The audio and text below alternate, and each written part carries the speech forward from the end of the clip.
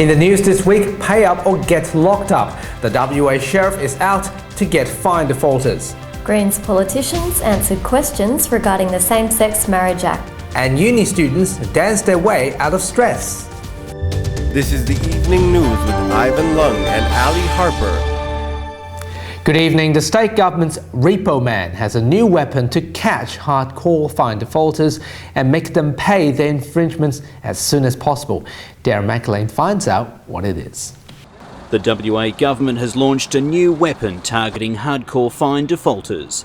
A new sheriff van equipped with cameras hit the streets, scanning and clamping car wheels to make sure defaulters pay. What this will allow the sheriff's officers to do will be to go through areas where there are high volumes of traffic, along roads or shopping car parks, railway station car parks, the like, and pick up those people that otherwise would slip through.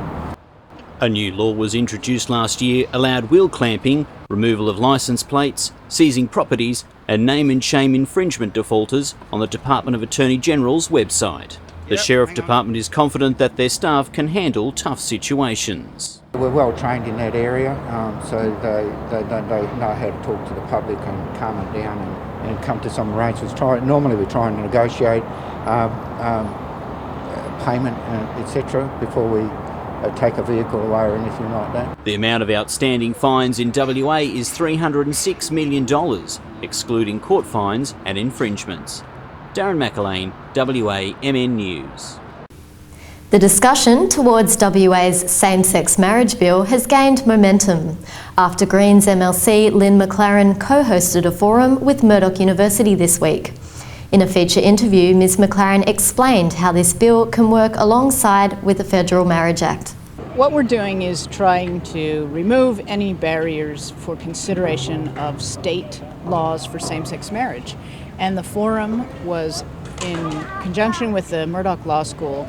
We held a forum to discuss the constitutionality of my bill to bring in same-sex marriage in Western Australia. We believe that my bill is written in such a way that will withstand a High Court challenge. The laws in Western Australia are quite different to the laws in the ACT, and the bill that the ACT put forward also is different.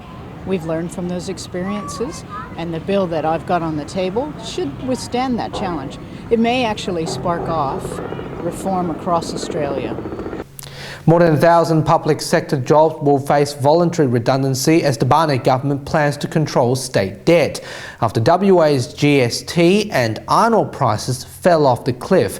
Daniel Edwards has more.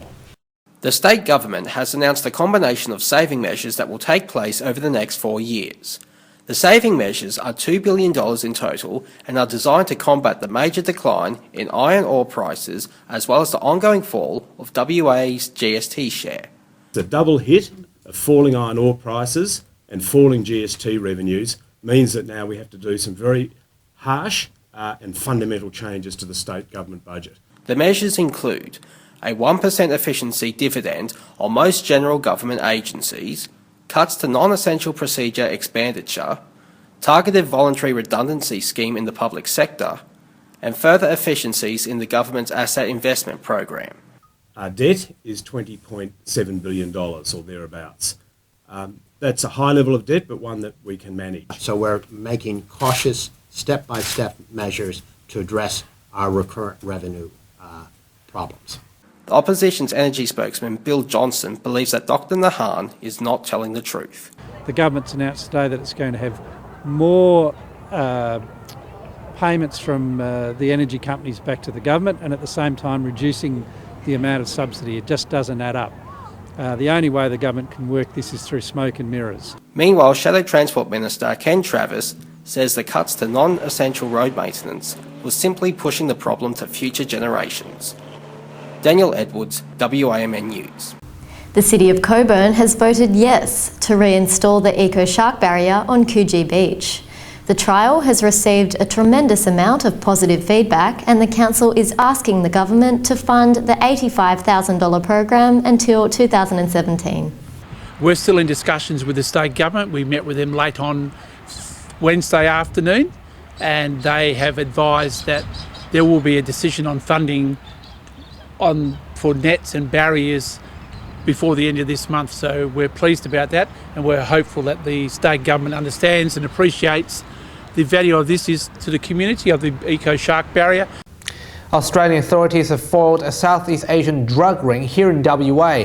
90 kilograms of methamphetamine has been seized and 6 people have been arrested during a joint operation between federal and state police, the Australian Crime Commission and Australian Customs. 3 Taiwan nationals were also apprehended for their alleged roles in drug trafficking.